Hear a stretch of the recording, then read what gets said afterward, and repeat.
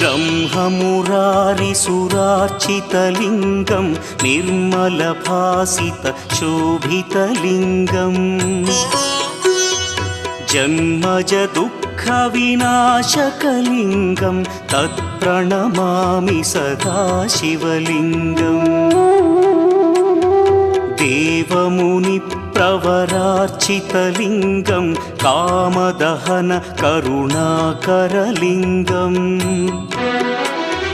रावणदर्पविनाशकलिङ्गं तत्प्रणमामि सदा शिवलिङ्गम्